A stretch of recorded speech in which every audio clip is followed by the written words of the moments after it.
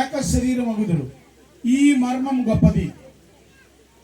అయితే నేను క్రీస్తుని గూర్చి సంఘమును గూర్చి చెప్పుచున్నాను, మెట్టుకు మీలో ప్రతి పురుషుడును తనను వలె తన భార్యను ప్రేమింపవలెను. భార్య అయితే తన భర్త యందు భయము కలిగి ఉండునట్లు చూచుకొనవలెను. మంచిది. వివాహము అనేది గొప్ప మర్మం అని బైబిల్ చెప్తూ ఉంది. ఈ లోకంలో దేవుడు చాలా క్లియర్ కట్గా రెండు వ్యవస్థలను ఆది నుండి స్థాపించి వాటిని కొనసాగిస్తూ ఉన్నాడు. భూమి మీద ఏ వ్యాపారము కానీ, ఏ ఆర్కిటెక్ట్ కానీ, ఇన్ఫ్రాస్ట్రక్చర్ కానీ, విద్యా వ్యవస్థలు కానీ, మనుషుడు సామాజిక అభివృద్ధి కొరకు, సోషల్ డెవలప్మెంట్ అండ్ ఎంపవర్మెంట్ కొరకు, మానవుడు తన ఎదుగుదల కొరకు, అభివృద్ధి కొరకు స్థాపించినటువంటి ఎన్నో వ్యవస్థలు ఉన్నాయి. కానీ దేవుడు, సృష్టికర్త అయినటువంటి దేవుడు ఈ భూమి మీద మొట్టమొదట కుటుంబము అనేటటువంటి వ్యవస్థను ప్రారంభించాడు. ఏదెను వనములో ఆదికాండం 2వ అధ్యాయంలో దేవుడు ఈ కుటుంబ వ్యవస్థను ప్రారంభించడం జరిగింది. ఈ కుటుంబ వ్యవస్థ పైన మరి నాటి నుండి నేటి వరకు మనం చూస్తే శత్రువు అయినటువంటి అపవాది దాడి చేస్తూ ఉన్నాడు. రెండవ వ్యవస్థ దేవుడు భూమి మీద దేన్ని స్థాపించాడంటే తన కొరకు ఒక సొంత సొత్తైనటువంటి జనాంగాన్ని, అనగా దేవుని రాజ్యమును, దేవుని కుటుంబమును, ఈ భూమి మీద యాజకులైనటువంటి రాజులను తనకు వింతైన సొత్తుగా ఈ భూమి మీద తన జనాంగముగా, పరిశుద్ధమైనటువంటి జనాంగముగా యేసు క్రీస్తునందు సంఘము అనగా దేవుని యొక్క కుటుంబమును క్రీస్తు యేసునందు ఈ భూమి మీద స్థాపించాలని ఆశపడ్డాడు. ఈ రెండు వ్యవస్థల పైన ఆది నుండి అపవాది పరిస్థితులన్నీ కూడా సమకూర్చుకొని దాడి చేస్తూ ఉంది. ఎందుకంటే అపవాదికి మానవుడు సంతోషముగా ఉండడం ఇష్టం ఉండదు. ఆ శత్రువు ఎందుకంటే వాడికి ఇష్టం ఉండదంటే దేవునికి కోపం వచ్చినట్టు పనులు వాడు పరలోకంలో చేశాడు కనుక వాడిని దేవుడు తరిమి వాడి కొరకు నరకాన్ని దేవుడు సిద్ధపరిచాడు. ఏ మనుష్యుని కొరకు కూడా దేవుడు నరకాన్ని సిద్ధపరచలేదు. అందరూ అంతటా మారు మనసు పొంది యేసు క్రీస్తునందు విశ్వాసం ఉంచి దేవుని బిడ్డలుగా మార్చబడి మహిమగల సంఘముగా ఆ పరలోకములో ఉండాలని, విశ్రాంతిలో ఉండాలని, నెమ్మది స్థలములో ఉండాలని దేవుడు ఉద్దేశించాడు. అయితే దేవుని పోలికలో, దేవుని రూపములో సృజింపబడి దేవుడిచ్చినటువంటి ఈ వైభవపూరితమైనటువంటి మహిమాయుక్తమైనటువంటి ఈ భూమిని, ఇందులో ఉన్నటువంటి సర్వ సంపదలను దేవుని పిల్లలమైనటువంటి మనకి ఈ భూమిని ఇచ్చాడు. అలాగనే పరలోకం ఇచ్చాడు. అపవాదికి కనీసం బైబిల్లో పేరు కూడా లేదు. వాడి స్వభావములను బట్టి పేర్లు రాయబడ్డాయి, కానీ అపవాదికి ఒక పేరు లేదు. కనుక గమనించండి, మనలను ఆశీర్వదించాలని దేవుడు గొప్ప ప్రణాళిక, తన కృపను, తన ఆశీర్వాదాలను, తన దీవెనను, తన మంచితనాన్ని, తన మహిమను ఈ ప్రపంచానికి కనపరచాలని ఇష్టపడుతూ ఉన్నాడు. ఈ దినాల్లో ప్రియమైనటువంటి ప్రజలారా గమనించండి, నూతన వధువరులు కూడా వివాహము బొమ్మలాట్లుగా మారిపోతూ ఉంది. 110 వివాహాలు చేసినటువంటి అనుభవంతో చెప్తూ ఉన్నాను. ఏ పోలీస్ స్టేషన్కి వెళ్ళినా 90% వ్యవహారాలు 100లో భార్యాభర్తల మధ్య సమస్యలే. మిగతా 10 ఆస్తుల కొరకు తొందరపాటు, కొట్లాట్లు. ఈ 90% భార్యాభర్తల మధ్యలో వచ్చినటువంటి కీచులాటలలో 3వ వ్యక్తి దూరడం బట్టి, అలాగే పెళ్లి చేసుకుంటున్నటువంటి వధువరులు కూడా ఆయా వివాహాలకు ఆయా పెళ్లి సందర్భాలకు వెళ్ళినప్పుడు నా పెళ్లి ఇలాంటి సౌండ్ సిస్టమ్ ఉండాలి, ఇంత మ్యూజిక్ ఉండాలి, ఇంత ఆర్కెస్ట్రా ఉండాలి, ఇలాంటి భోజనాలు పెట్టాలి, ఆ పాస్టర్ గారిని పిలవాలి, టెంట్లు వేయాలి, ఇలాంటి డెకరేషన్ పెట్టాలి అని ఇన్ని లక్షలతో చేయాలని 2-3 సంవత్సరాల ముందు నుంచే సిద్ధపడుతూ ఉన్నారు. అలాగే సిద్ధపడడం తప్పు కాదు. అంతకంటే ముఖ్యమైనటువంటి సిద్ధపాటు వివాహం చేసుకోబోతున్నటువంటి వధువరులిద్దరు కూడా వివాహం అయిన తదనంతరం వారు ఏక శరీరమై ఉండి ఒకరినొకరు హత్తుకొని ఒకరి కొరకు ఒకరు ఈ భూమి మీద బ్రతుకుతూ ఒక వంశాన్ని స్థాపించి దేవుని రాజ్యములోను అలాగనే దేవుని సంఘములోను సమాజములోను దేవుని కొరకు ప్రతినిధులుగా దేవుని చేత ఆశీర్వదింపబడినటువంటి కుటుంబ వ్యవస్థను ఒకటి స్థాపించాలని ముందుగానే భార్యాభర్తలు ఇద్దరు వాక్యానుసారంగా మానసికముగా ఆర్థికముగా ఆరోగ్యముగా విద్యాబుద్ధులతోని సమస్తమైనటువంటి జ్ఞానముతో ఇలాగున ఆ పెళ్లి కుమార్తె ఉందనుకోండి, చక్కని కుటుంబాన్ని చూడాలి. ఓ కుటుంబం ఉందనుకోండి, ఆ భార్యాభర్తల మధ్య పిల్లల్ని ఎలాగ పోషిస్తున్నారు, ఎలాగ చదివిస్తున్నారు, భార్యాభర్తని ఉత్తమమైనటువంటి కుటుంబాలను చూడాలి. పాస్టర్ గారు పాస్టర్ అమ్మగారు వారి కుటుంబాలని ఎలాగూ కట్టుకున్నారు, ఎలాగ పిల్లల్ని పోషిస్తున్నారు, వారికి వచ్చిన ఒడిదుడుకుల్లో సంఘానికి ప్రథమ కుటుంబము, ప్రథమ పురుషుడు, ప్రథమ స్త్రీ ఎవరంటే సంఘములో సేవకుడు సేవకురాలు ఉంటారు. వారి సంఘానికి మాదిరికరంగా వారి జీవితాన్ని అన్ని విషయాల్లో కూడా చూపిస్తూ ఉంటారు.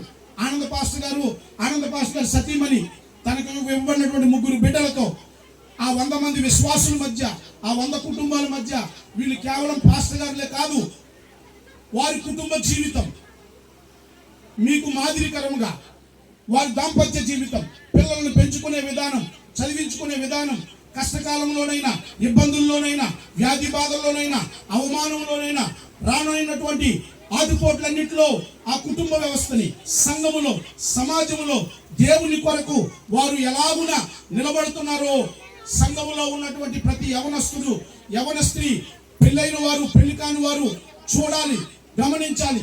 ఎందుకంటే కుటుంబము ఆశీర్వదింపబడితే ఆ సమాజము ఆశీర్వదింపబడుతుంది. కనుక ప్రియమైనటువంటి కూడి చేరు వచ్చినటువంటి ఈ సైకం వారి వివాహ మహోత్సవులకు చేరు వచ్చినటువంటి మీరందరూ దీనిని గమనించండి.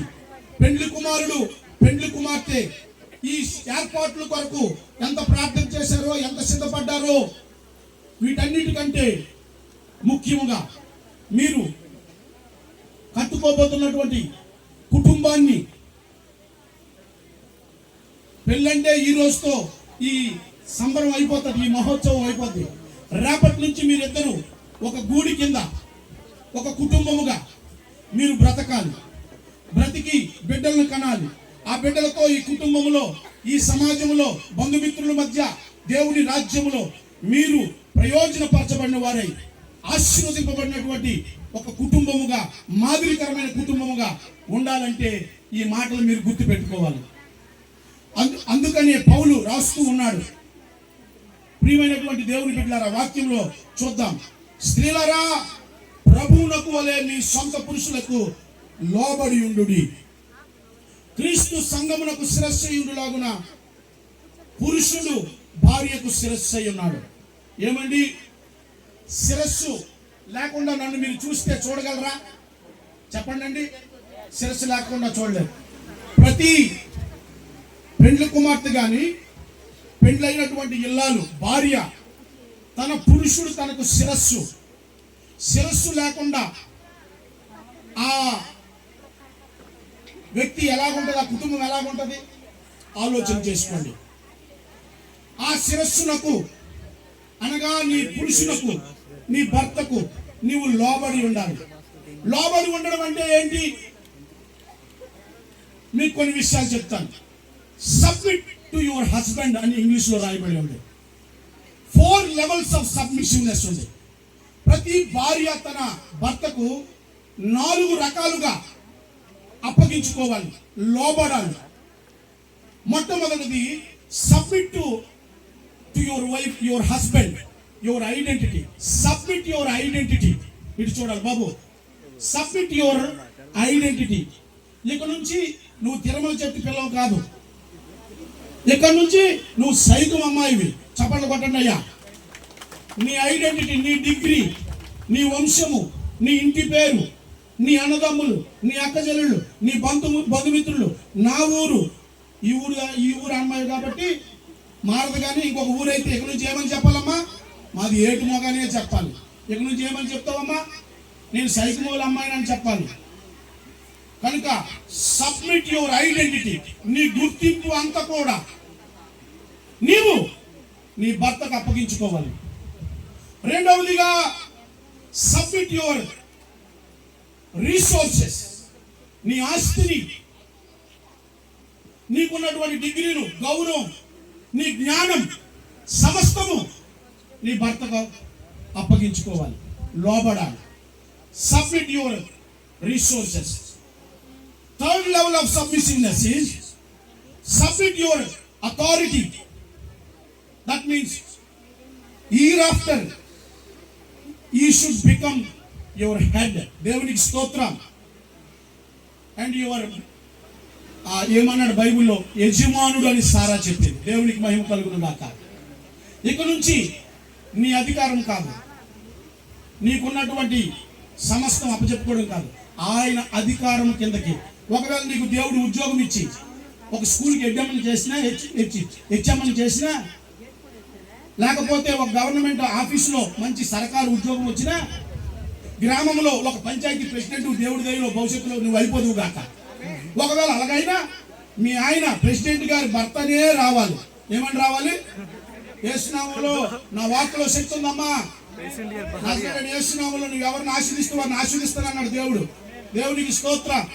ఒకవేళ ఈ ఏటు మొక్కి 2 ఎలక్షన్ల తర్వాత నువ్వే ప్రెసిడెంట్ అయితే అప్పుడు ప్రెసిడెంట్ గారు భార్య అని రావాలి. లావణ్య ప్రెసిడెంట్ గారు భార్య అని రావాలి, కానీ ప్రెసిడెంట్ గారు భర్త అని రాకూడదు.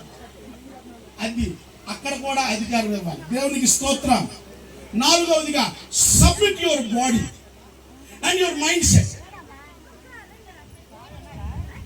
నీ శరీరమును, నీ మనస్సును కూడా నీ భర్తకు అప్పచెప్పుకోవాలి. నాట్ ఓన్లీ దట్, నీ భర్త కూడా ఈ సబ్మిసివ్ లో నువ్వు అప్పగించుకుంటున్న కొలది, లోబడుతున్న కొలది, నీ అభిరుచులను, నీ ఆలోచనలను, నీ బలహీనతలను, నీ బలములను తను కూడా జ్ఞానంతో అర్థం చేసుకోవాలి. భార్య లోబడుతుందని అనిసికూడదు. నీ దగ్గరకు కూడా వస్తాను. ఈ 4 లెవెల్స్ ఆఫ్ సబ్మిసివ్నెస్ భార్యకి ఉండాలి. అప్పుడు ఏమవుతుంది? బైబిల్లో పరిశుద్ధమైనటువంటి స్త్రీలు వారి పురుషుల గురించి ఏమన్నారంటే, అతడు నా యజమానుడు అన్నారు. ఏమన్నారండి? యజమానుడు. చూడండి, నేను ఉదయకాల సమయంలో 110 పెళ్లిళ్ళు చేసి ప్రసంగాలు చేసి ఈరోజు కొత్తగా ఆలోచించాను. ఒక భార్య యొక్క ఔన్నత్యము గురించి, ఇల్లాలు గురించి ఒక తెలుగు రచయిత, ఒక సాహిత్యకర్త ఇలాగూ రాశాడు.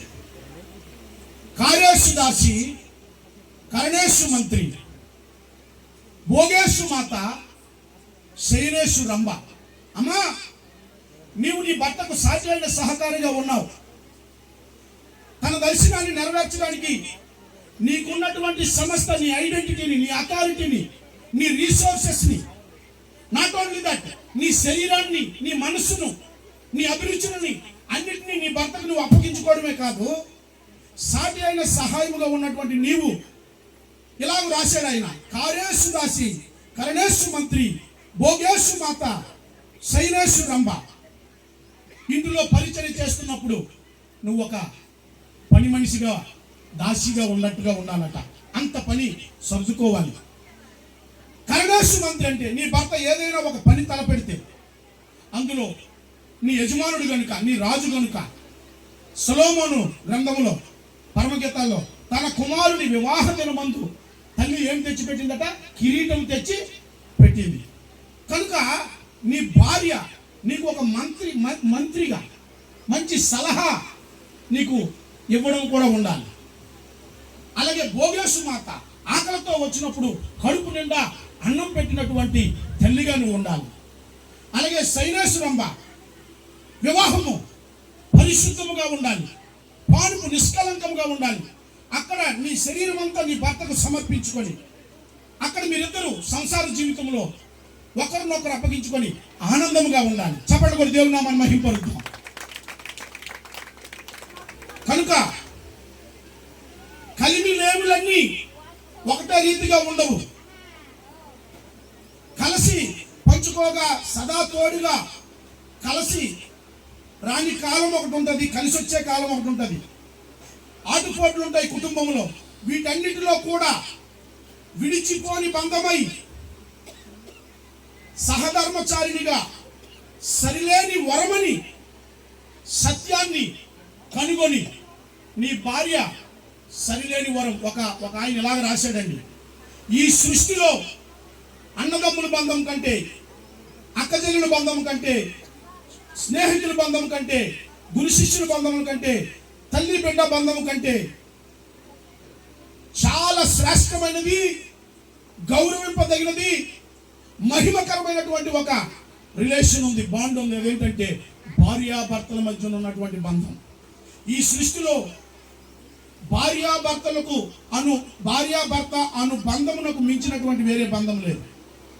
ఏమున్నా లేకపోయినా భార్యాభర్తలు ఇద్దరు కలిసి ఉంటారు.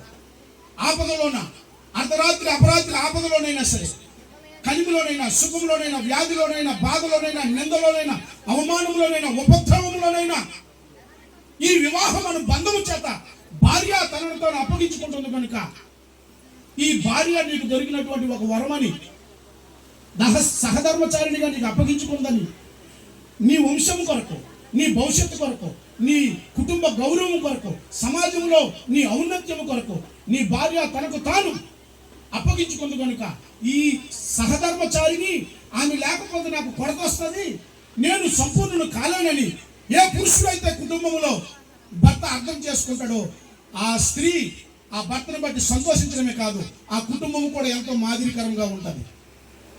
ఈ వివాహ బంధం చేత మీరిద్దరిని జతపరిచారు. ఇది ఎంతో అపురూపమైనటువంటి బంధం. కనుక